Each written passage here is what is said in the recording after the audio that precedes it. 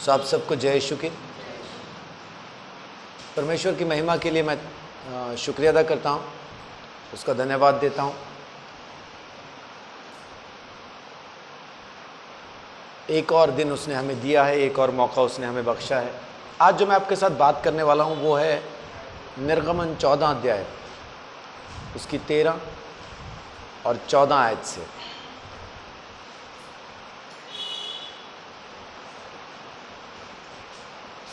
मूसा ने लोगों से कहा, डरो मत, खड़े खड़े वह उद्धार का काम देखो जो यहोवा आज तुम्हारे लिए करेगा, क्योंकि जिन मिस्रियों को तुम आज देखते हो उनको फिर कभी ना देखोगे।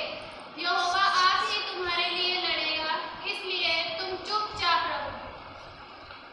सो यहाँ पे बाइबल कहती है परमेश्वर ने पहली बार इस तरह से बात की थी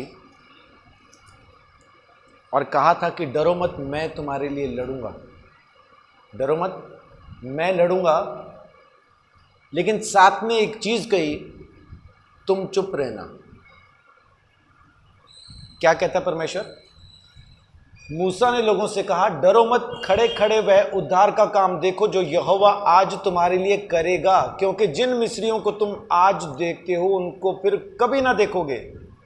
यहोवा आप ही तुम्हारे लिए लड़ेगा, इसलिए क्योंकि यहोवा तुम्हारे लिए लड़ेगा इसलिए तुम चुपचाप रहो।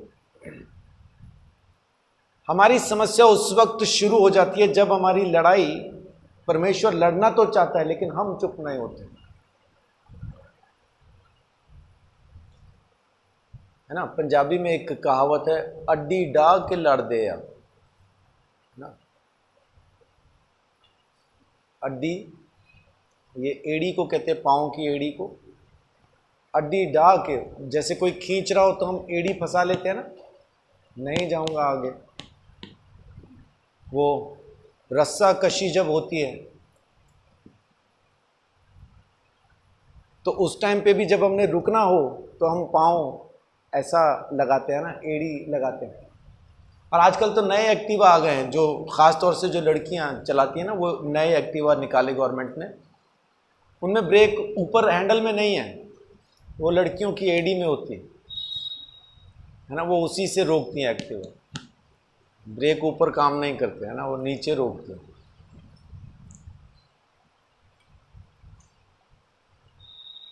जब परमेश्वर कहता है मैं तेरा युद्ध लड़ूंगा, तू शांत रहे, उस वक्त हम इसी तरह से अड़ के बोलना और लड़ना शुरू करते। जो भी हमारे खिलाफ होता है फिर हम उसके खिलाफ दुनिया भर में प्रचार कर देते हैं।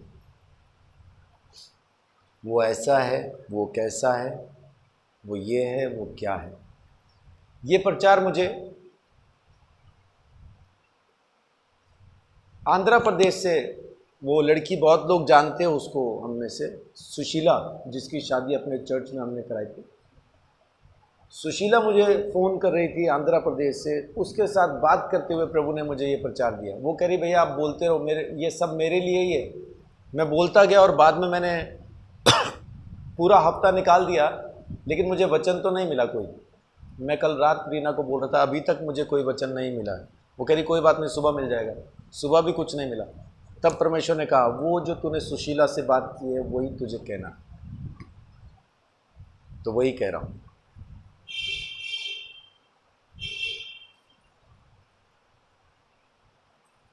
परमेश्वर हमें चाहता है कि हम खामोश रहें, चुप रहें। चुप रहें कब? जब परमेश्वर हमारे लिए लड़ रहा हो। परमेश्वर भी लड़ रहा है, हम भी लड़ रहे हैं, तो परमेश्वर रुक जाता है, फिर कह रहा है तू ही लड़ ले, तू ही देख ले। जब तू चुप हो जाएगा तब मेरी बारी शुरू होगी। लेकिन हम बोलते नहीं, उसने इतना कुछ बोल दिया मेरे खिलाफ, ये कह दिया, वो कह दिया। हाँ भाई कह दिया, तो मैं छोड़ूंगा नहीं। परमेश्वर कहता है मैं भी तो वही कह रहा हूं कि छोड़ूंगा नहीं, मैं बदला लूंगा, परमेश्वर कहता है। लेकिन अगर तू ही करता रहेगा तो फिर मैं क्या करूंगा? फिर तू ही कर ले, फिर जो करना है ना। जब हम ऐसा बोलते रहते और प्रार्थना भी करते रहते हैं तो होगा क्या? क्या प्रार्थना काम करेगी? नहीं। क्यों? क्योंकि हमने युद्ध परमेश्वर के हाथ में सौंपा ही नहीं। हम चुप हुए ही नहीं, शांत हुए ही नहीं। देखिए यशाया 30:15 क्या कहता?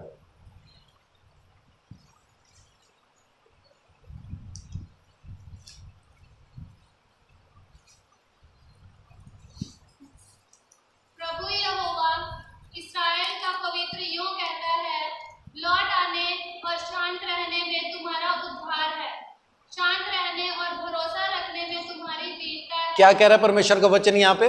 लौट आने और शांत रहने में तुम्हारा उद्धार है, शांत रहने और भरोसा रखने में तुम्हारी वीरता है।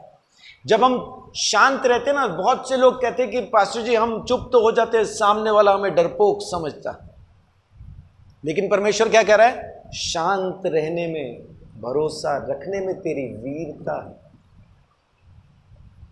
जो बलशाली है, ताकतवर है, वो कमजोर को कभी नहीं मारता।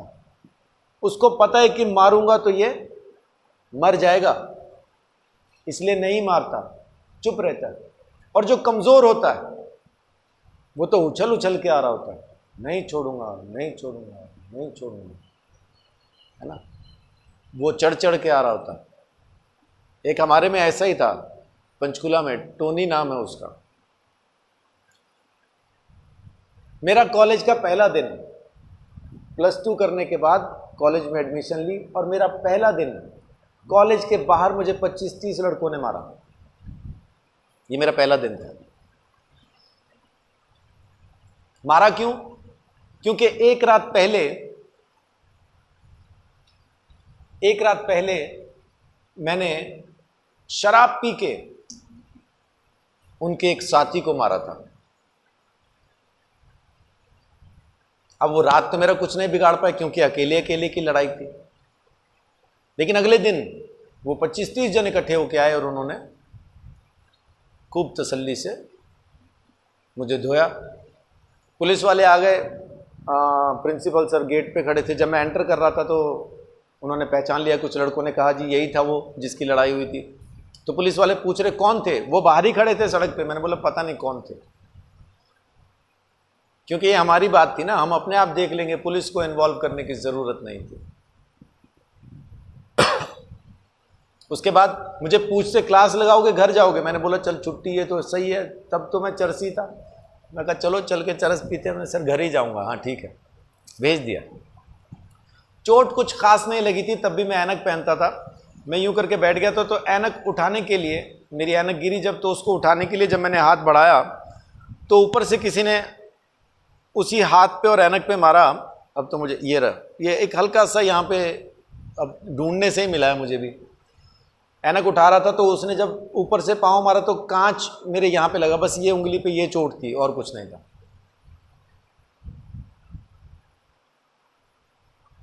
मैं सेक्टर 10 में पहुंचा पंचकुला में। उधर से टोनी को पता चला कि मेरी लड़ाई हुई है। इन लड़कों ने दोबारा मुझे घेर लिया सेक्टर 10 में आके।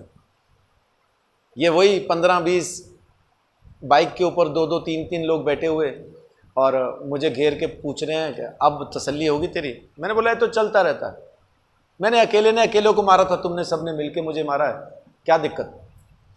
कभी मेरा मौका फिर लगेगा, फिर देखते हैं। मैं ये कह रहा था, इतने में भीड़ में से एक लड़का बोला अभी इसकी तसल्ली नहीं हुई, दोबारा पकड़ो बोलता। अभी वो ऐसा कर ही रहे थे मेरे साथ, इतने में टोनी आ गया दूर से गालियां देता हुआ। उसको लगा ये सारे मेरे दोस्त हैं। कौन सी का क्या हुआ चौधरी, हुआ क्या बताओ मेरे को? वो दूर से आ रहा है। उन्होंने मुझे तो कुछ नहीं कहा, टोनी को इतना धोया उन्होंने।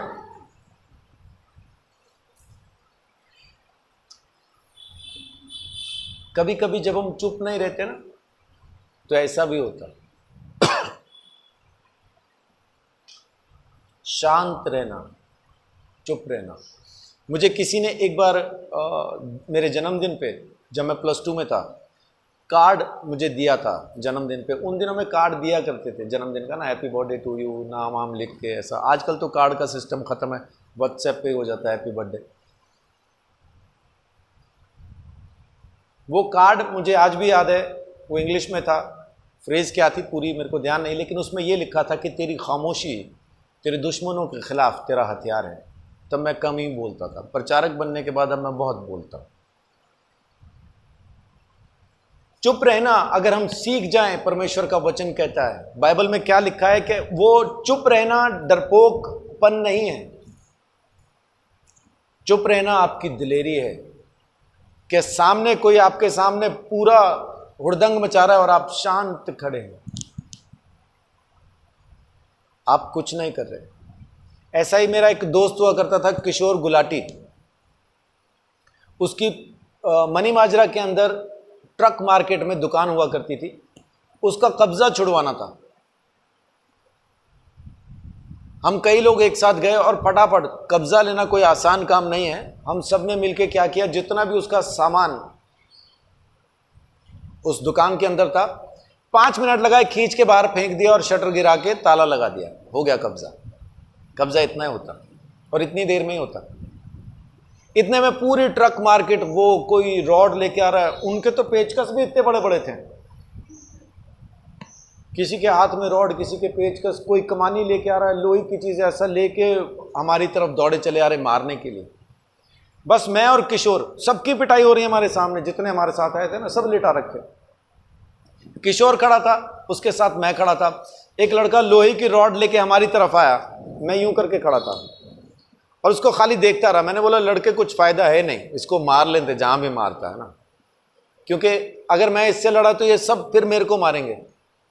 तो मैं खाली उसको देखता रहा और वो मेरे पास आया, मैं हिला नहीं, कुछ नहीं, ऐसे ही उसको देखता रहा और वो मेरी तरफ आता रहा रॉड उठा के ऐसा, और मुझे देख के काफी पास आके पलट के साइड में गया और जो गिरा हुआ था उसके कस के मारी उसने दम, तो उसके लगी रॉड। मेरे को महसूस हुआ कि तेरी वजह से इसके बड़ी तेज लगी यार। किशोर मेरे आगे खड़ा था, उसने पलट के देखा पीछे कौन है, जिसको देख के ये डर गया। तो उसने मुझे देखा, मैंने उसे देखा, अब वो भी कुछ नहीं बोला, मैं भी उसको क्या बोलता, मैंने कुछ डराया तो है नहीं था, मैं तो चुप खड़ा था बस। मेरे को वो सीन आज भी याद आता है। उसके बाद बहुत सी लड़ाइयों में मैं ऐसे ही बचा हूं, फिर ऐसे ही बचा हूं, खाली खामोश रह के मैं देखता रहा। और एक जगह तो संजय दत्त के जैसा बचा था, मुझे घर से बुला लिया पीटने के लिए। मैंने बोला ठीक है, तुम 8-10 लोग हो, मारो, लेकिन एक बात याद रखना, जो सबसे पहले मुझे मारेगा उसे नहीं छोड़ूंगा। किसी ने भी हाथ नहीं लगाया। मैंने ताज़ी फिल्म देखी थी, नाम, संजय दत्त की, उसमें उसका डायलॉग था ये, मैंने भी बोल दिया और काम कर गया वो, है ना। मैं उन्हीं के बीच में से संजय दत्त के जैसा हंसता हुआ निकल गया और घर आ गया। आप खामोश हैं का मतलब ये नहीं है कि आप डर रहे हैं। आप खामोश हैं सोच के सामने वाला डर जाता है, ये क्या चीज़ है जो चुप खड़ा है, डर नहीं रहा है। लेकिन जब आप बोलते जाते हैं, बोलते जाते हैं, बोलते जाते हैं, तो सामने वाले को भी हाथ उठाने की हिम्मत हो जाती है, क्योंकि झगड़ा बढ़ रहा है। अगर एक तरफ से कोई बोल रहा है और आप शांत सिर्फ चुप रह के सुन रहे हैं और उसको देख रहे हैं, वहां से हिल रहे नहीं, डर रहे नहीं, कुछ नहीं, शांत खड़े हैं, सामने वाला अपने आप डर जाता है। और आज हमारे साथ वायदा है परमेश्वर का, अगर तू शांत रह के खड़ा रहेगा, मैं तेरी तरफ से लड़ूंगा। आमीन। अभी हमने क्या पढ़ा इस वचन के अंदर, 30:15 में, लौट आने और शांत रहने में तुम्हारा उद्धार है। शांत रहने और भरोसा रखने में तुम्हारी वीरता है। लेकिन आगे देखिए, परंतु तुमने ऐसा नहीं किया। हम ये नहीं करते, हम बहुत बोल जाते हैं, बहुत बोल जाते हैं। उसके लिए फिर हम अपनी बहुत सारी कंडीशंस भी बताते हैं। मेरी माँ का कहना है, अगर मैं ना बोलूं तो मेरा दिमाग फट जाएगा, ऐसा कहते हैं, मेरा सर फट जाएगा। है ना, बीपी हाई हो जाता है, वो बोलती हैं। अगर मैं बोल देती हूँ तो मैं शांत हो जाती हूँ, ना बोलूँ तो दिमाग फट जाएगा। क्यों? क्योंकि शांत खाली मुंह से नहीं होता है, असल शांति यहाँ अंदर होती है। अगर ये शांत है तो आपका मुंह भी शांत है। नहीं तो मेरी माँ वाली स्टेटमेंट आपके साथ भी है, चुप रहूंगी तो फट जाऊंगी, है ना। इसलिए वो बोलती हैं खूब, जितना उनका मन हो उनको कराते रहो, चुप नहीं होती। वो तभी चुप होंगी जब वो चुप होंगी, और वो तब चुप होती हैं जब वो चुप होती हैं। पता नहीं कब होती हैं, माने कितना टाइम बोल पाएंगी कोई नहीं जानता। लेकिन परमेश्वर कह रहा है कि अगर तुम शांत रहोगे तो मैं तुम्हारे लिए लड़ूंगा। और देखिए आगे 32:17 में देखिए क्या लिखा है। लिखा है, और धर्म का फल शांति और उसका परिणाम सदा का चैन और निश्चिंत रहना होगा। आमीन। धर्म का क्या, वहां पे क्या मिला हमको? जो फल है क्या है? शांति और सदा का चैन। धर्म क्या? परमेश्वर की बात को मानना। प्रभु यीशु मसीह ने कहा तुम शांत रहो, मैं तुम्हें अपनी शांति दिए जाता हूं जो संसार की जैसी नहीं है। अपनी शांति तुम्हें दिया जाता हूं, है ना। मैं अपनी शांति तुम्हें देता हूं। मेरी शांति को अपने साथ संभाले रहना, बोलना नहीं, खामोश रहना। मैं लड़ूंगा तुम्हारे लिए और तुम्हारी चीजों को मैं सही कर दूंगा।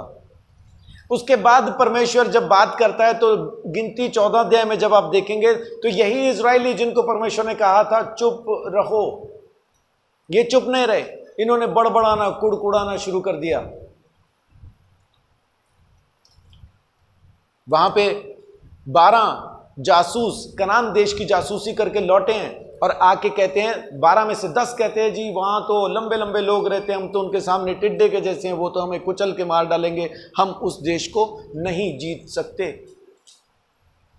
सिर्फ 2 कह रहे थे परमेश्वर ने बहुत अच्छा देश हमें दिया है, चलो चल के कब्जा करें, उसको अपना बना लें, चलो चलें। लेकिन गिनती 14 अध्याय के अंदर पूरी मंडली कुड़कुड़ाती रही। 14 की पहली आयत में लिखा है, पहली और दूसरी में, कि सारी रात कुड़कुड़ाते रहे। गिनती 14 का 1-2 में लिखा है सारी रात कुड़कुड़ाते रहे ना, रोते रहे, चीखते रहे, चिल्लाते रहे। और 28 आयत कहती है कि परमेश्वर ने कहा मेरे सुनते तुमने ये बातें कही हैं कि मिस्र में ही मर जाते, जंगल में ही मर जाते तो अच्छा होता, तो अब तुम जंगल में ही मरोगे, क्योंकि मेरे सुनते तुमने कहा है। परमेश्वर लगातार हमको चुप रहने के लिए कहता है, चुप रहो, बस हमसे रहा नहीं जाता। अभी तो कोरोना वायरस की वजह से मास्क भी लग गए, लेकिन तब भी हम चुप नहीं होते। कहा है मुंह में से जाएगी बीमारी तेरे अंदर, चुप रहे।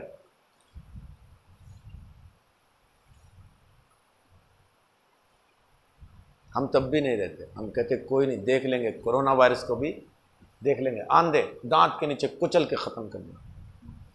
मेरी जबान से आज तो कोई बचा है जो कोरोना बच जाएगा?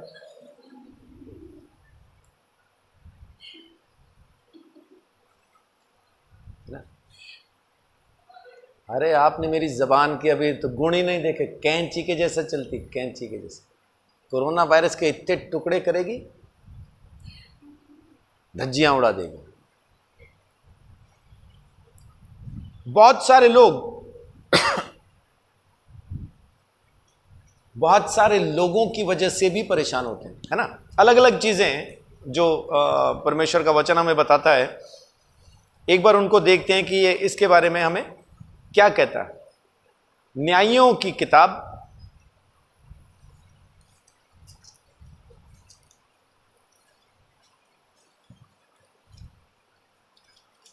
18:19, वहां पे लिखा है, उन्होंने उससे कहा चुप रहे, अपने मुंह को हाथ से बंद कर और हम लोगों के संग चलकर हमारे लिए पिता और पुरोहित बन। तेरे लिए क्या अच्छा है, यह कि एक ही मनुष्य के घराने का पुरोहित हो, या यह कि इजरायलियों के एक गोत्र और कुल का पुरोहित हो। यहाँ पे एक याजक लड़के के बारे में बातचीत चल रही है, जिसको कोई रख नहीं रहा, मंदिर के अंदर उसको रखा नहीं जा रहा, याजक की उसको जो काम करने वो उसको दिए नहीं जा रहे। तो अभी क्या कहा, एक गोत्र ने, दान के गोत्र ने उसको कहा कि तू हमारे गोत्र का पुरोहित बन जा और चुप रह बस।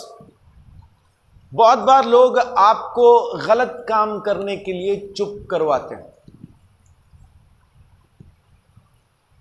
है ना। जैसे चोर चोरी करता है तो दूसरे को भी कहता है चुप चुप चुप, बोली ना दसी ना, हिस्सा दूंगा। फोन जितने का बिकेगा आधा आधा,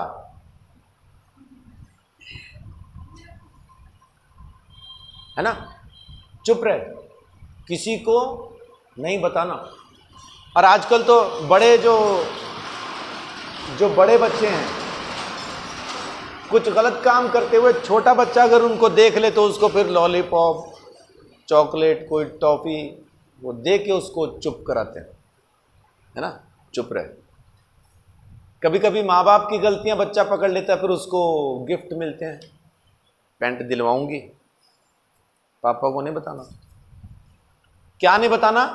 ये नहीं बताना कि जब मामा आए थे तो मम्मी ने उनको पैसे दिए थे, बताना नहीं। पापा को बताया तो पापा का भी ऐसा है, बुआ आई थी पैसे ले गई, तो वो भी कहेगा बताना नहीं, है ना। तो बच्चे को उसके लिए रिश्वत मिलती है। कभी कभी गलत बातों के लिए चुप रहने के लिए हमको कहा जाता है और हम चुप हो भी जाते हैं। वहां चुप नहीं होना, गलत जगह पे आपको बोलना ही है कि ये गलत है भाई, मुझे नहीं चाहिए चुप होने के लिए कोई भी रिश्वत या कोई भी चीज। बाइबल कहती है कि जब हम जज हैं, जब हम न्यायी हैं, तो हमें पक्षपात नहीं करना। अभी पिछले दिनों एक संस्था का और पास्टर्स के बीच में झगड़ा चल ही रहा है, खैर अब भी चल रहा है। पास्टर्स ये सोचते हैं कि मैं संस्था के साथ हूं, इसलिए मैं संस्था की बात पास्टर को कहता हूं, और संस्था सोचती है कि मैं पास्टर्स के साथ हूं क्योंकि मैं पास्टर्स की बात संस्था को कहता हूं। अब ना तो मैं संस्था के साथ हूं ना तो पास्टर्स के साथ हूं। जहां संस्था सही है वहां मैं संस्था के साथ हूं, जहां पास्टर सही है वहां पे मैं पास्टर के साथ हूं। जहां पास्टर गलत है मैं पास्टर के खिलाफ हूं, जहां पे संस्था गलत है संस्था के खिलाफ। इसका मतलब चेहरा देखा हुआ न्याय नहीं करना। मेरा बेटा है बोल के हम उसका साथ नहीं दे सकते। वो वाला लड़का खराब था हम नहीं कह सकते, क्योंकि यहां पे बात मेरे बेटे और दूसरे किसी बच्चे के बीच में कंपेयर करने की है, तो हम ये नहीं कर सकते। हम परमेश्वर की तरफ से न्यायी ठहराए गए हैं, तो ईमानदारी से न्याय करना है। अगर यही बात मेरे बेटे के साथ गुजर रही होती तो मैं क्या करता, मेरी बेटी के साथ गुजर रही होती तब मैं क्या करता। ये सोच के फैसला लेना। वो ये नहीं कि भाई ये हमारा है तो हम इसके साथ हैं, वो तुम्हारा है तो हम उसके खिलाफ हैं, वैसा नहीं। इसीलिए मैं बहुत सारे लोगों को पसंद आता हूं और बहुत सारे लोगों को पसंद नहीं आता, है ना। बाप का साथ दो बेटा नाराज, बेटे का साथ दो बाप नाराज। कमाल की चीज क्या, बाप भी मेरा दोस्त बेटा भी मेरा दोस्त। अब दोनों दोस्त हैं, दोनों सोचते हैं हमारा साथ देगा, लेकिन मैं वहां पे फिर वो साथ देता हूं जो असल में सही है। तो उसमें दोनों में से कोई एक तो गलत होता है, फिर जो गलत होता है वो मुझसे नाराज होता है, मेरा साथ नहीं दिया, नहीं देता भाई, मैं नहीं देता। परमेश्वर कहता है कि जहां पे कुछ गलत हो रहा है वहां चुप नहीं रहना। वहां लोग कहते हैं चुप रहे, परमेश्वर नहीं कहता। लोग कहते हैं वहां चुप रहे। तो या तो वहां पे आप बोलो या उस जगह से हट जाओ। मैं नहीं हूं भाई तुम्हारे बीच में, मैं हूं ही नहीं, हम चले घर।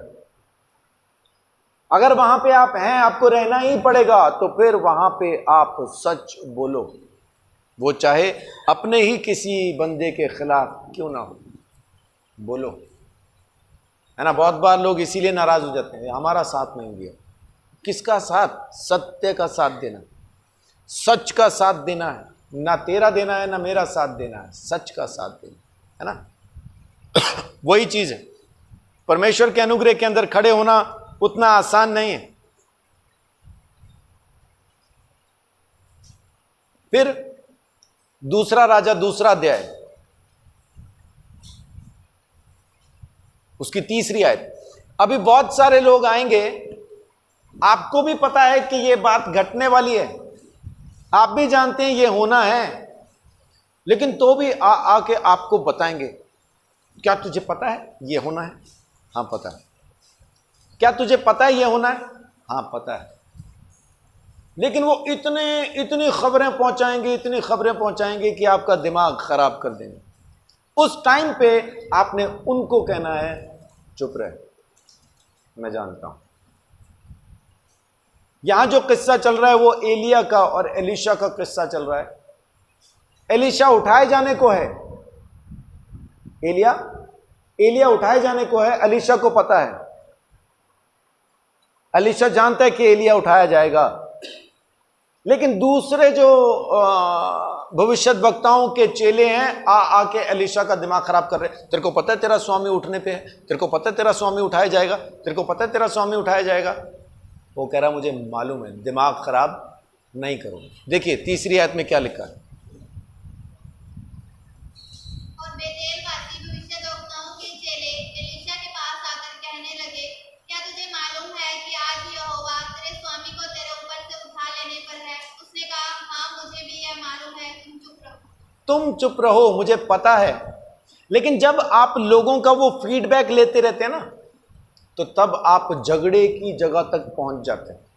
लोग आएंगे, आके आप ही के रिश्तेदारों के बारे में, आप ही के दोस्तों के बारे में, आप ही के लोगों के बारे में आपको आके चुगलियां करेंगे। क्या तुझे पता है आज तेरे बारे में वहां क्या प्रवचन चल रहे थे?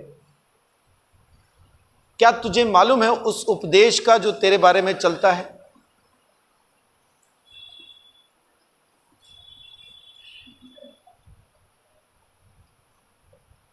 एक चैनल है, न्यूज चैनल, बड़ा बढ़िया नाम रखा हुआ उसका, खबरी लाल। ये जो खबरी है ना, इसको वाकई में लाल कर देना चाहिए।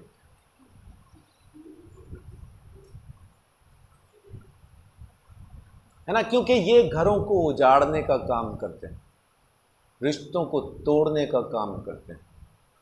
जहां खुशियां हैं वहां जहर बो देते हैं, एक दूसरे के खिलाफ ऐसा बीज बो देते हैं कि परिवार उजड़ जाते हैं। और फिर इनका रिएक्शन पता क्या होता है? कंधे उचका के, पता नहीं की होया। उनको पूछो, तुझे पता है उस घर के अंदर लड़ाई होगी, वो एक दूसरे से अलग हो गए? पता नहीं क्यों। पता क्यों नहीं? तेरा बीज बोया हुआ फल लाया है ना, तेरा बीज फल लाया। पता क्यों नहीं? पता तो है।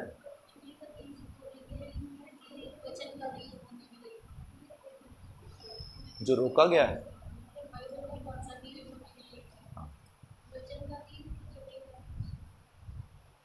रीना पूछ रहे हैं कि बीज कौन सा बोने को लिखा है, फिर वचन का कि चुगली का? तो रोमियो पहले अध्याय में साफ लिखा है, चुगलखोर स्वर्ग राज्य में प्रवेश नहीं करेंगे। लिखा है बाकायदा, चुगलखोर ही लिखा है। अगर पढ़ना चाहें तो पढ़ लो। रोमियो पहला अध्याय और उसकी 29 आयत, उसका 29।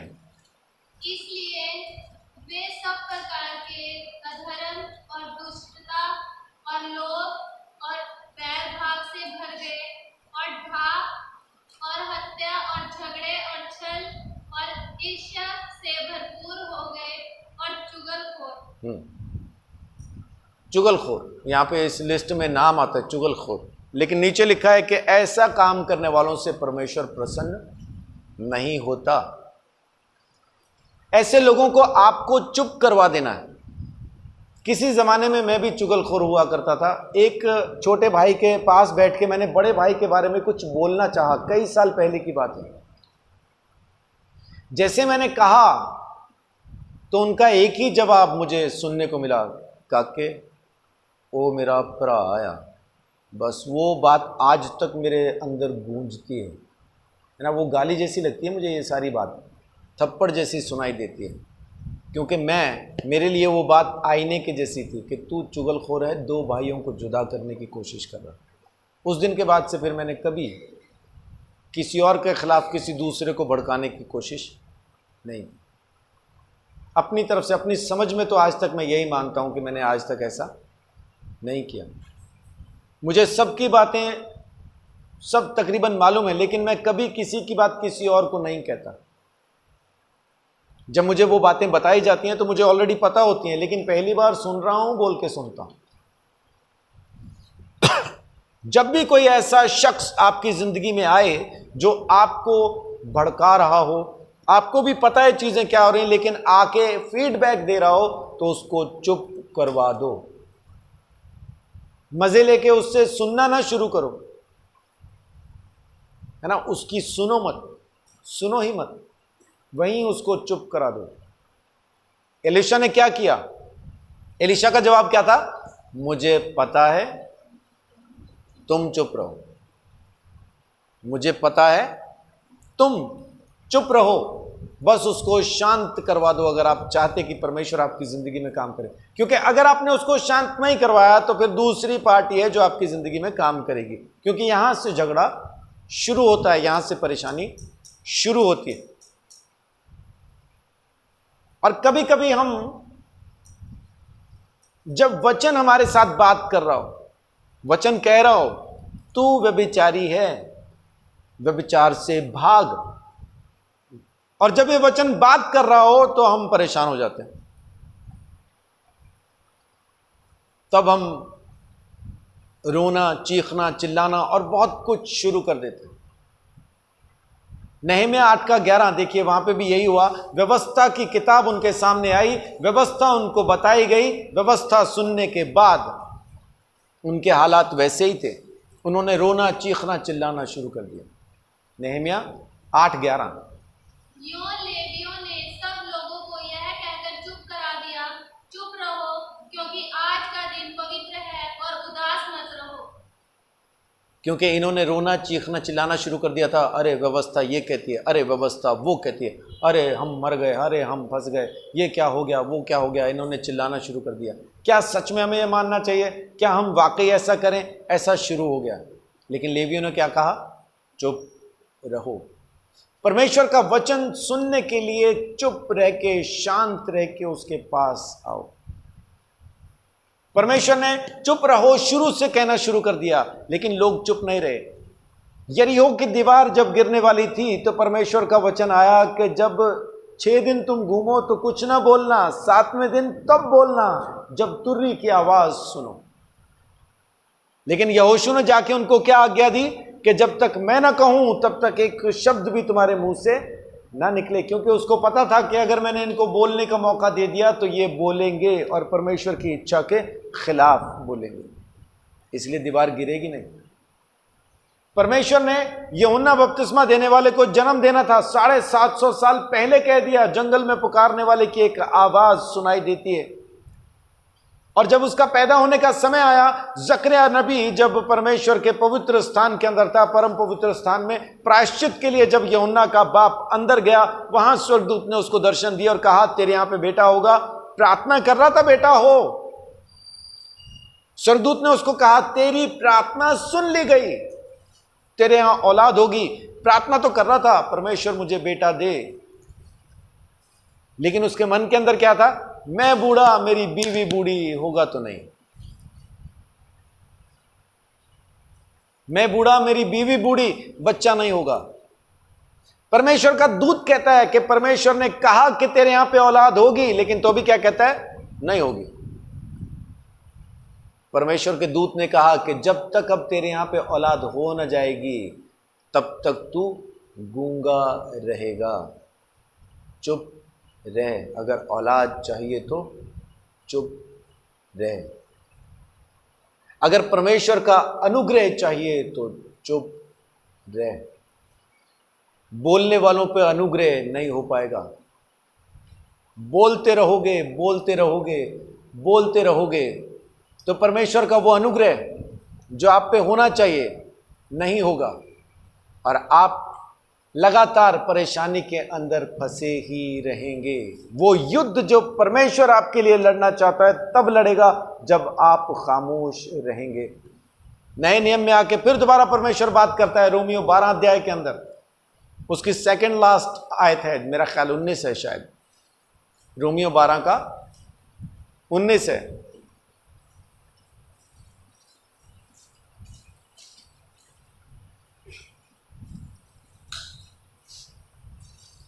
हे प्रियो, बदला ना लेना, परंतु परमेश्वर के क्रोध को अवसर दो, क्योंकि लिखा है, बदला लेना मेरा काम है, प्रभु कहता है, मैं ही बदला लूंगा, मैं ही बदला दूंगा।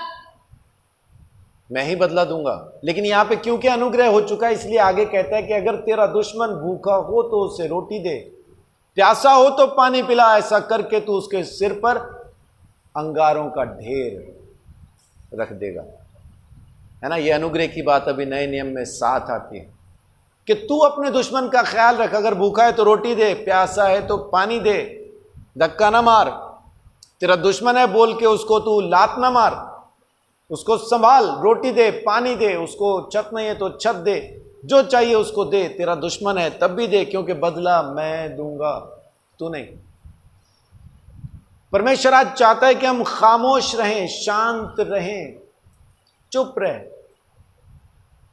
याकूब अपने पहले अध्याय में लिखता है कि जब तुम नाना प्रकार की परीक्षाओं में पढ़ो, पहली की दूसरी आयत से बोल रहा हूं, जब तुम नाना प्रकार की परीक्षाओं में पढ़ो तो इसे पूरे आनंद की बात समझो, क्योंकि तुम्हारे विश्वास के परखे जाने से धीरज उत्पन्न होता है, और धीरज को अपना पूरा काम करने दो, तब तुम्हें किसी चीज की घटी ना रहेगी, तुम पूरे और सिद्ध हो जाओगे और तुम्हें किसी चीज की कमी नहीं रहेगी। लेकिन बात फिर वही है वहां पे कि शांत रहो, धीरज को अपना काम करने दो। हम धीरज को काम नहीं करने देते, हम खुद लग जाते काम पे, है ना। प्रभु कहता है कि मैं काम करूंगा, हम कहते हैं नहीं नहीं प्रभु मैं ही कर लूंगा, तू रहने दे। प्रभु कहता है शांत रहो, मुश्किल है प्रभु। फिर प्रभु कहता है फिर तुम शांत नहीं रहोगे तो मैं बदला नहीं ले पाऊंगा। हम कहते हैं दिक्कत ही नहीं, हम काफी हैं, हम ले लेंगे।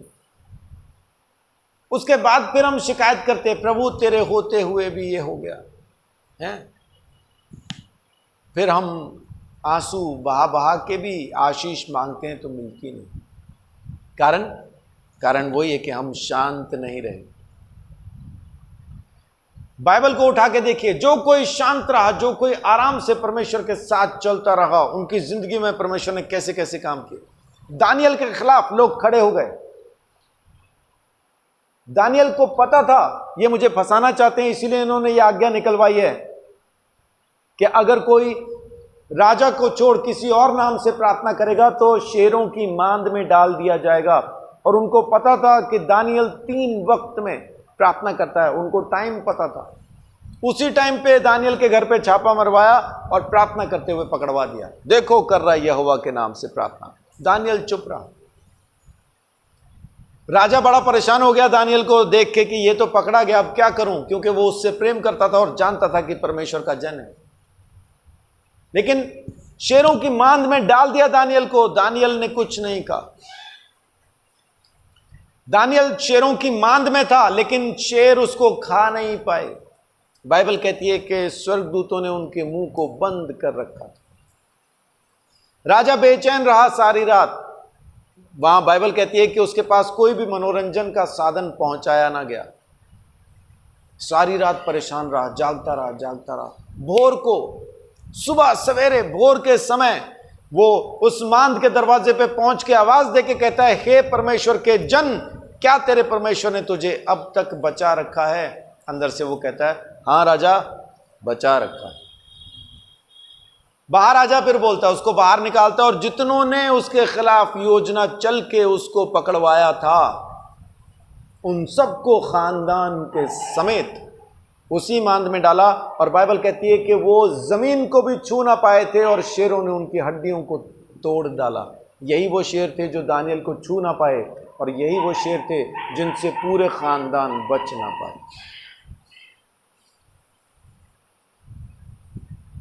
परमेश्वर के अनुग्रह के अंदर खामोश रह के देखिए तो यूसुफ चुप रहा, भाइयों ने बेच दिया, चुप रहा, पोतीफर की पत्नी ने इल्जाम लगाया, चुप रहा, जेल में भेज दिया, चुप रहा। लेकिन जब परमेश्वर बाहर लाया, पूरे मिस्र देश का प्रधानमंत्री था, लेकिन बदला नहीं लिया उसने।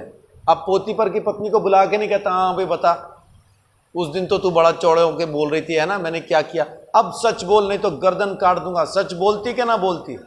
बोलती, जरूर बोलती, उसका बाप भी बोलता, लेकिन उसने बुलवाया नहीं, उसने सच ढूंढने की कोशिश नहीं की। वो जानता था मैं सच्चा हूं, परमेश्वर मेरे साथ है, उसको क्लियर करने की जरूरत नहीं थी। वो शांत रहा, प्रधानमंत्री हुआ। शद्रक मेशक अबेदनगो चुप रहे। उनको राजा ने कहा सलाम करते हो कि नहीं करते? नहीं करते। बोल कह रहा तुम्हारा परमेश्वर तुम्हें बचा नहीं पाएगा। कह रहा चाहे तो अभी बचा ले, ना भी बचाए तब भी हम प्रणाम नहीं करेंगे, आग में डाल दो। चुपचाप डल गए, चिल्लाए नहीं, नहीं नहीं छोड़ दो, बख्श दो, माफ कर दो, अगली बार टेक लूंगा। नहीं, जो धक्का मारने गए थे वो झुलस के मर गए, और ये जो आग में गिरे, आग उनको छू ना पाई, आग उनको छू ना पाई, क्योंकि वो चुपचाप आग में गिरे थे। चिल्लाते हुए नहीं, रोते हुए नहीं, चीखते हुए नहीं, चुपचाप चले गए आग में, और यीशु मसीह उनके साथ उस आग में मौजूद था। आमीन। अभी कसाब का जो किस्सा हुआ, जो ये मुंबई के अंदर आतंकवादी घुसे थे, ये हॉस्पिटल में से जब गुजरे, वहां इन्होंने 4 लोगों को दीवार की तरफ करके गोलियां चलाई। गोलियां चली लेकिन मरा कोई नहीं। उसके बाद कसाब जब बयान दे रहा था, जब टेलीविजन के ऊपर बताया गया, तो वहां पे बताया, कसाब ने कहा हमने हॉस्पिटल में 5 लोगों को दीवार की तरफ खड़ा किया। अब जो लोग वहां थे वो प्रभु के लोग थे, वो क्रिश्चियन थे, प्रार्थना ही कर रहे थे अपने बीमार बंदे के लिए। इतने में ये घुस गए वहां पे। वो 4 थे, कसाब का बयान कहता है कि वहां 5 थे। ये 5वां कौन था? वो शद्रक मेशक अबेदनगो का खुदा, वो मनुष्य का पुत्र, वो प्रभु यीशु मसीह आज भी जिंदा है और आपके साथ गोली खाने के लिए साथ में खड़े होने को तैयार है। बस शर्त सिर्फ इतनी है, खामोश रहो। गोली नहीं चलेगी, लेकिन अगर आपकी बोली चलेगी तो गोली भी चलेगी। अगर आप चुप नहीं हो सकते तो आपको कोई बचा नहीं सकता, प्रभु यीशु मसीह भी नहीं बचाएगा, क्योंकि उसने कहा तू चुप रहे तो मैं तेरा युद्ध लड़ता हूं, तू बोलता रहे तो फिर बोलता रहे। बोलते बोलते बोलते युद्ध में हार जाने से अच्छा है कि खामोश रह के आप अपने युद्ध को प्रभु यीशु मसीह के द्वारा जीत जाओ। आमीन। ऐसी बहुत सारी बातें, बहुत सारे किस्से, बहुत सारी चीजें मैं आपको बता सकता हूं जो बाइबल कहती है, बार बार कहती है चुप रहे, चुप रहे, लेकिन हम चुप नहीं रहते। हम अपने आप को सही साबित करने के लिए ना फोन कर करके बताते हैं, ओ यार देख उसने फिर ऐसा कर दिया, वो क्या, तेरे को पता ही है ना, मैं तो ठीक हूँ, वही गलत है। मतलब हम सब पूरी दुनिया को आज फोन के थ्रू कांटेक्ट करके बताते हैं मेरे साथ क्या बीत रही है, मैं कितनी ज़्यादा परेशानी में हूँ, मैं कितना समस्या में हूँ। लेकिन अगर मैं आपको आज थोड़ा सा ये समझाना चाहता हूँ, जिसके खिलाफ आप दुनिया भर में प्रचार कर रहे हैं, अगर वो बंदा परमेश्वर के सामने खामोश है ना, तो आप खतरे में हैं, और वो दुनिया भी जो आपका साथ देने के लिए आने वाली है, वो भी खतरे में। उनमें से जितनों ने आपको कह दिया कि तू अपना देख संभाल, ऐसा कुछ नहीं होता, वो लोग उस युद्ध से बाहर निकल गए, अब उनका परमेश्वर से कोई लेन देन नहीं। लेकिन जो खड़े हैं बीच में, टेंशन न ले, आगे बढ़ो, हम तुम्हारे साथ हैं, इनकलाब उनका हो जाएगा फिर जिंदाबाद। क्यों? क्योंकि अब वो सब मिलके परमेश्वर के खिलाफ युद्ध करने की तैयारी कर। हाँ, अगर वो वाली पार्टी भी बोल रही है फिर दिक्कत नहीं, फिर तो आप जीत जाएंगे, क्योंकि आपकी तरफ लोग ज़्यादा हैं। लेकिन अगर सामने वाला खामोश है, परमेश्वर के पास बैठा है, गलत होने के बावजूद भी जीत जाएगा। क्यों? क्योंकि वो गलती तो कर चुका लेकिन आगे नहीं कर रहा। युद्ध लड़ने का तरीका उसको समझ आ गया, तो वो लड़ने के जैसा लड़ेगा। इसलिए आप समस्या में आए। परमेश्वर का वचन बार बार कहता है, बार बार कहता है, लगातार कहता है, शांत रह, शांत रह, शांत रह। अब ये शांत रहना जो आपके मन के साथ जुड़ा हुआ है, ये जो शांति है ना आपके मन के साथ जुड़ी है, वो कैसे? अगर आप शांत नहीं रहेंगे तो क्या कर रहे होंगे? चुप नहीं है तो बोल रहे हैं, चुप नहीं है तो बोल रहे हैं। शब्द कहां से निकलेंगे? आपके मन से। बाइबल कहती है जो मन में भरा है वही बाहर आएगा। भला मनुष्य अपने भले मन के भंडार से भली बातें और बुरा मनुष्य अपने बुरे मन के भंडार से बुरी बातें निकालता। इसीलिए प्रभु यीशु मसीह कहता है, जमीन पे जब आता है तो आके कहता है मन बदल ले, मन बदल ले, नया कर ले। कौन सा नया? मैं देता हूं तुझे, मैं देता हूं तुझे एक नया मन। उस मन में क्या होगा? मेरी आज्ञाएं भरी होंगी, तेरे आज्ञाकारी होने की ताकत उसमें होगी, मेरा वचन उसमें भरा होगा, मेरी सामर्थ उसमें होगी। जैसा रीना ने सवाल बीच में पूछा था, तो बोना क्या है? बोना वो है जो आपके मन में है। 4 तरह का मन यीशु मसीह ने हमें बताया। लूका 8 अध्याय, बीज बोने वाले का दृष्टांत है ना, उसमें उसका अर्थ भी दिया। मेरे ख्याल 10वीं आयत से कि कौन सी आयत से? 8वीं आयत से, 11 से।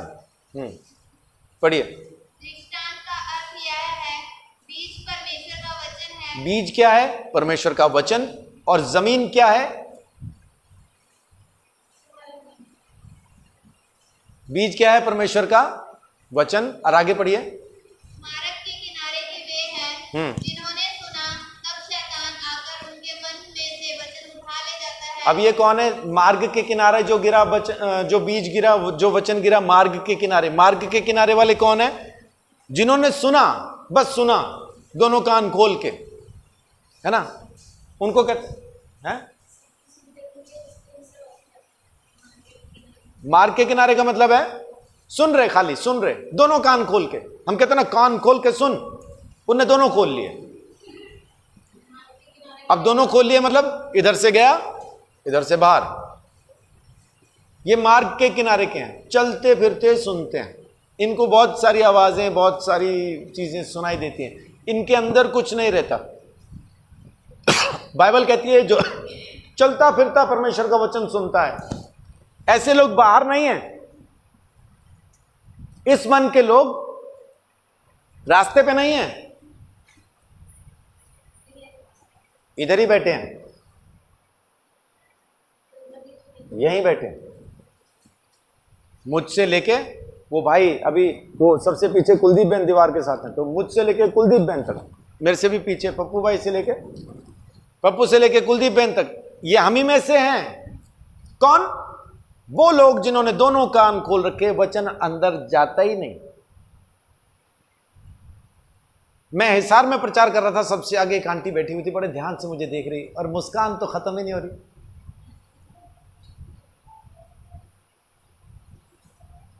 यूं लग रहा है जैसे सारा वचन यही आंटी सीख रही है। मैंने बीच में एक सवाल की, हैं? साथ वालों ने भी बताया कि पास्टर ने जो अभी कहा था वो बता भी दिया कि ये कहा था, तो पूछ रहे हैं कि भाई मैंने क्या कहा था। मैं उसको देख रहा हूं, बड़े प्यार से बता भी दिया जवाब। अच्छा, फिर मैंने पूछा हाँ जी, तो अब आप क्या कहते हैं? अच्छा है, बहुत बढ़िया, अच्छा है। क्या बढ़िया? बढ़िया यही है कि दो कान लगे हुए, तो इधर से घुस रहा उधर से बाहर, इधर से घुस रहा इधर से बाहर। वो नहीं सुन रही, सामने बैठी है, सुन नहीं रही। ये हम ही में से हैं, अपने आप को जांच लेना, आप तो नहीं। अगर आप हैं तो रास्ते के हैं, और शैतान आपके अंदर से वचन को चुरा के लेके जा रहा है। दूसरा, चट्टान पर के वे हैं कि जब सुनते हैं तो आनंद से वचन को ग्रहण तो करते हैं, परंतु जड़ न पकड़ने से वे थोड़ी देर तक विश्वास रखते हैं और परीक्षा के समय बहक जाते हैं। 72 घंटे का औरा, वचन सुना, बहुत अच्छा लगा, नहीं। चट्टान का मतलब है कि वहां पे पूरी मिट्टी नहीं है, उपजाऊ मिट्टी नहीं है, पत्थरों की वजह से मिट्टी कम है। उन्होंने सुना, स्वीकार भी किया। कितनी देर के लिए? 72 घंटे के लिए। 72 घंटे के बाद क्या हुआ? वचन ने जड़ नहीं पकड़ी, जड़ नहीं पकड़ी। जड़ ना पकड़ने की वजह से खत्म, खत्म। क्यों? क्योंकि धूप लगी है, समस्याओं की, परेशानियों की। और कौन सी धूप? चर्च नहीं जाना, धर्म परिवर्तन होता है, विरोध हुआ, लोग थोड़ा सा खिलाफ हुए, थोड़ा सा कुछ वैसा हुआ, सूख गए।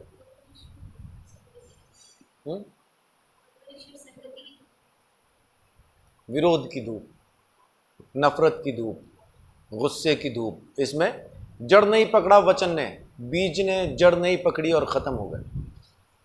वचन सुना भी, अच्छा भी लगा, लेकिन जड़ नहीं पकड़ी बीज ने, सूख गया।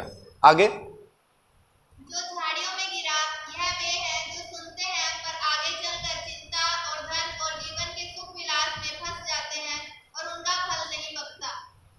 आगे जो झाड़ियों में गिरा, बढ़िया जमीन है, मिट्टी भी पूरी है, पत्थर भी नहीं है, पानी भी मिल रहा है, बढ़ भी गए, लेकिन अभी क्या? पैसा, चिंता और अपना सुख विलास, है ना। हम तुझे नहीं छोड़ेंगे, वचन छोड़ देंगे। अपनी हर गंदी आदत को हम ऐसा संभाल के रखते हैं, और इतने ज्यादा उस गंध के अंदर पहुंच चुके होते हैं कि परमेश्वर की उपस्थिति में बैठ के भी शर्माते नहीं, अपने काम में लगे रहते हैं। प्रभु का धन्यवाद, अभी मेरे को वैसा लोग अपने चर्च में नहीं दिखते हैं।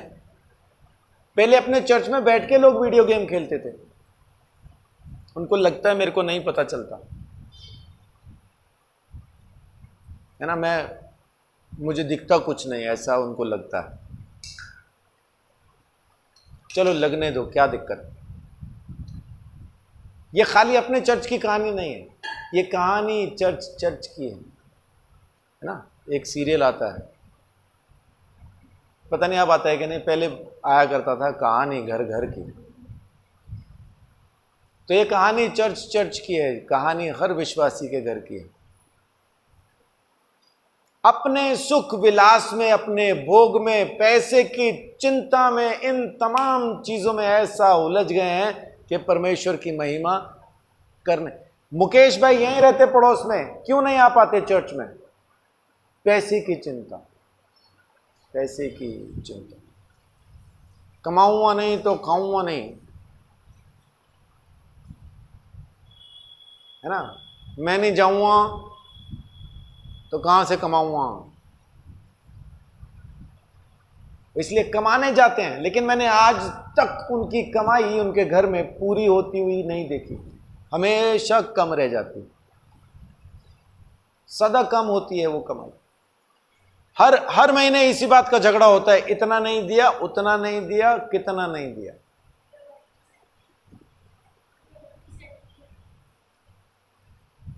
चिंताओं ने वचन को दबा लिया। वचन उगा भी, ग्रहण भी किया, वचन समझ भी गए, उसने जड़ भी पकड़ ली, पौधे भी उग गए, फल नहीं आए, फल नहीं आए। चौथा, पर अच्छी भूमि के वे हैं जो वचन सुनकर भले और उत्तम मन में संभाले रहते हैं और धीरज से फल लाते हैं। कहाँ संभाले रहते हैं? भले और उत्तम मन में। इसका मतलब बीज कहाँ बोया जा रहा है? मन में। फल कौन लाता है? वो भले और उत्तम मन का शख्स जो बीज को ग्रहण भी करता है, उसको संभाले भी रहता है और उसको फलवंत भी होने देता है, और फल आता भी है 30 गुना, 60 गुना, 100 गुना। इसका मतलब अब जो बीज अंदर संभाल लिया, अब जो बीज अंदर बोया गया, अगर किसी कमरे के अंदर गेहूं भरा है तो जब दरवाजा खुलेगा तो अंदर से क्या निकलेगा?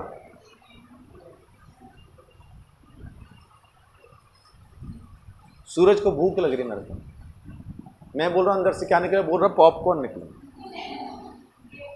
गेहूं ही निकलेगा, है ना? गेहूं भरा है तो गेहूं ही निकलेगा। और अगर जहर भरा है किसी कमरे के अंदर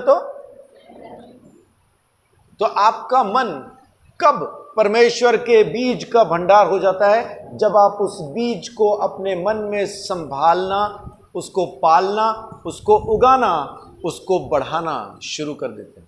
आमीन। तब वो फलवंत हो जाता है, तब वो बढ़ने लगता है। अब आपके मन के अंदर से क्या निकलेगा? जब भी आप बात करोगे बाहर क्या आएगा? परमेश्वर का वचन आएगा। कब? जब आप अपने मन को परमेश्वर के वचन से भर लोगे। ये नया मन है, ये उत्तम मन है, ये भला मन है। अब बोलो, अब कोई नहीं रोकता। परमेश्वर कहता है जाओ, जाके दुनिया भर में बोलो, कोने कोने में बोलो, छत पे चढ़ के चिल्ला चिल्ला के बोलो, यीशु मसीह कहता है। लेकिन बोलो कब? जब मन परमेश्वर के वचन से भर जाए, जब उसकी आत्मा की सामर्थ से भर जाए। अपने गंदे मन से मत बोलो। वो पुराना मन जो गंद से भरा है, जो समस्याओं, गालियों से, नफरत से, चुगली से, जलन से भरा है, उस मन से कुछ बाहर ना निकाल। चुप रहे, मैं लड़ूंगा, तेरे को नहीं पता। चुप रहे। एक बार फिर लौट के आइए मूसा के पास, निर्गमन 14 अध्याय में।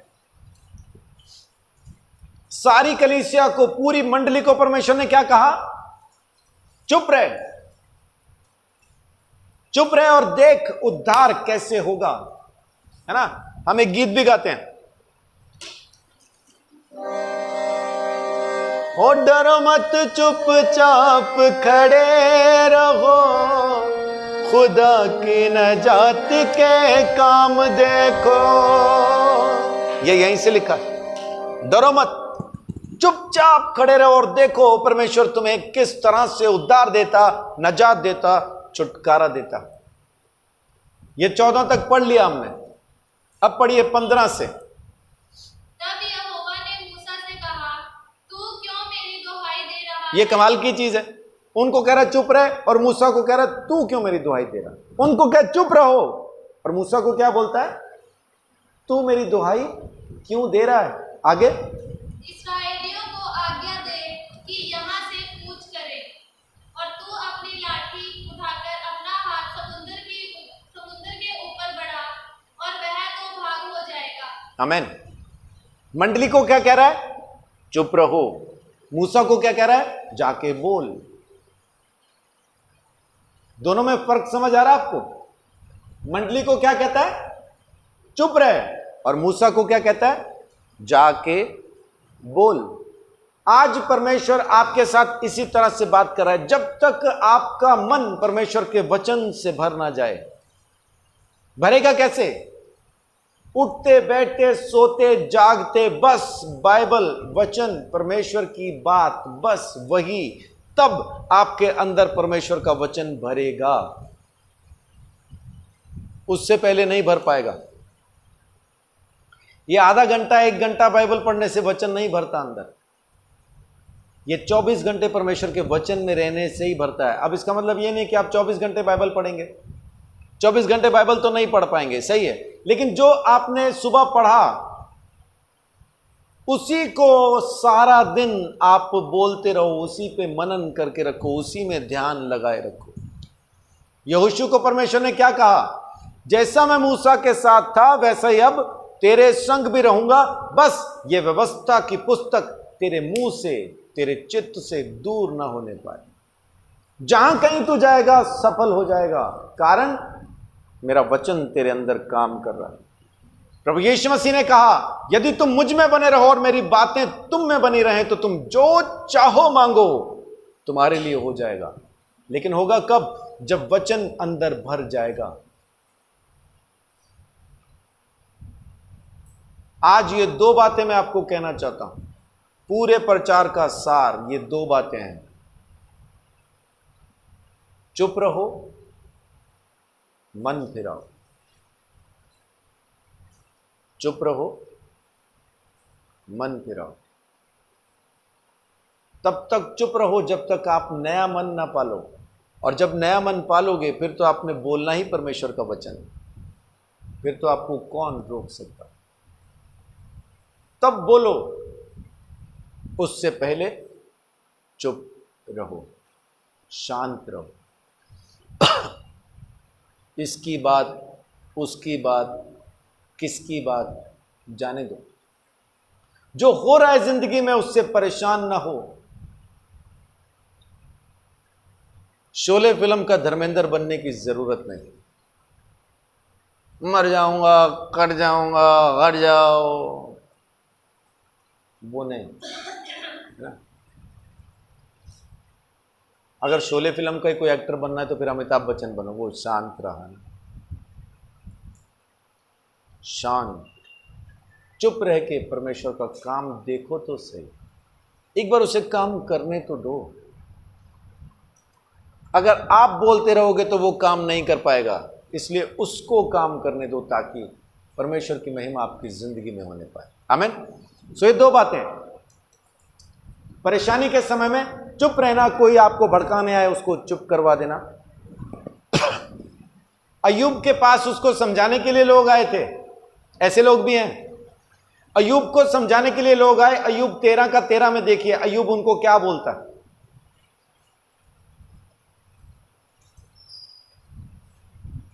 अय्यूब 13 का 13,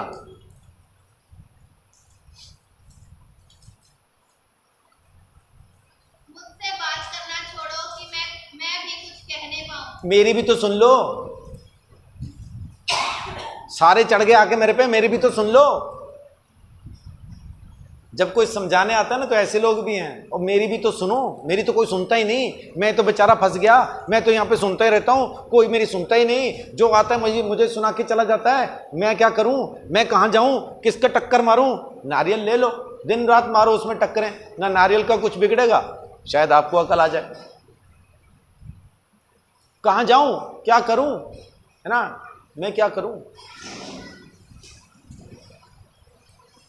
लेकिन फिर बीच में कोई ऐसा उठता है, एलीहू के जैसा। एलीहू उठता है और समझाना शुरू करता है। अब जब उसकी समझ में, जब वो बोल रहा है इनकी समझ में नहीं आ रहा ना, तो वो बोल रहा है चुप रहे, अभी तो मेरे को और भी बोलना है। मेरा ख्याल 33 का 31 है।